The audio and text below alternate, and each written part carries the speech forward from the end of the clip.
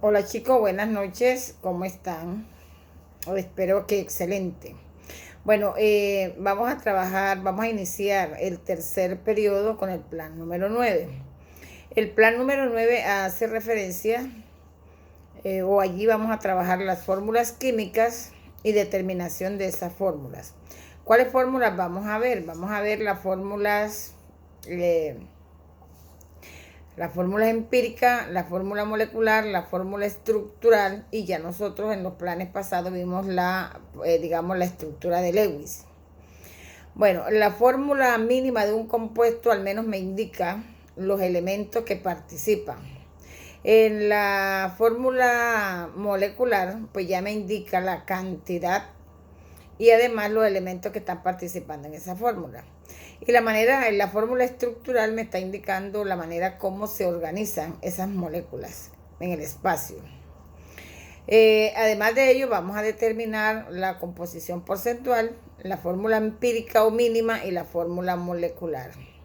A ver, para poder entender este tema, sencillamente nos basamos en unas fórmulas que debemos seguir, y en esa fórmula pues vamos a determinar lo que nos quiere pedir, o digamos la solución del problema. Entonces, para hallar la fórmula mínima o empírica, pues por lo general siempre el problema nos da un análisis porcentual. Luego ese análisis porcentual nosotros lo pasamos a gramos. Teniendo ya los gramos, hallamos el número de moles de cada elemento. ¿Cómo se halla el número de moles? Dividiendo el peso sobre el peso molecular, y luego que tengamos ya esas moles de todos los elementos que participan en esa fórmula, entonces dividimos por el menor. Una vez que ya hemos dividido, entonces nos da un número. Ese numerito es el que vamos a tener en cuenta para la fórmula empírica. Y para hallar la fórmula o determinar la fórmula molecular, sencillamente tenemos primero que hallar la empírica, y después aplicamos una formulita que dice la fórmula, o digamos la fórmula molecular es igual a la fórmula empírica multiplicada por n. Nosotros lo que hacemos es despejar n. N es igual a la fórmula molecular sobre la fórmula empírica, o sea, lo que pesa la fórmula empírica. Entonces la fórmula molecular por lo general siempre le da el compuesto. Y esa división nos va a dar un número. Ese numerito es el que vamos a tener en cuenta para la fórmula molecular. Bueno, esto la verdad es que se entiende es haciendo el ejercicio. Entonces, en el respectivo tablero, pues yo les voy a hacer la explicación de cada uno de ellos.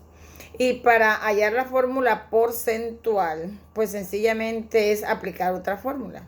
Entonces, la fórmula porcentual o centesimal es dividir el peso del elemento sobre el peso del compuesto multiplicado por 100. Y luego sumamos cada uno del valor que nos dio de esos elementos que participan en el compuesto, y nos tienen que dar un valor más o menos aproximadamente a 100. Algo que se me olvidaba que también vamos a hallar es el peso molecular o la masa molecular de un compuesto. Y para ello, ¿qué necesitamos? Pues necesitamos la masa atómica de cada uno de los elementos. Luego sumamos, y si hay subíndice, primero multiplicamos y después sumamos. Bueno, entonces más o menos de eso es que trata el plan número 9. Es un tema bastante fácil, muy bonito.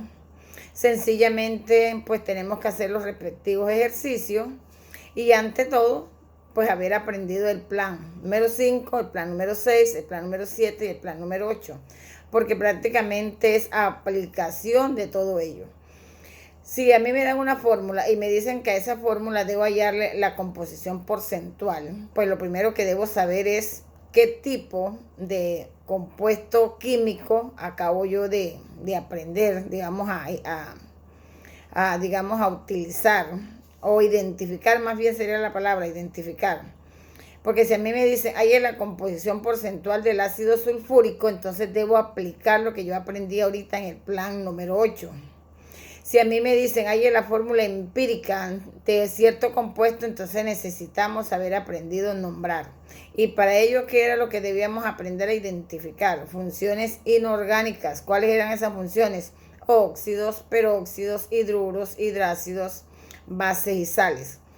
Entonces, eso es lo que vamos a trabajar. Recuerden que siempre les he venido diciendo que una cosa lleva a la otra, o sea, un plan química lleva a otro plan. Por lo tanto, es importante que ustedes se apropien de esos conocimientos.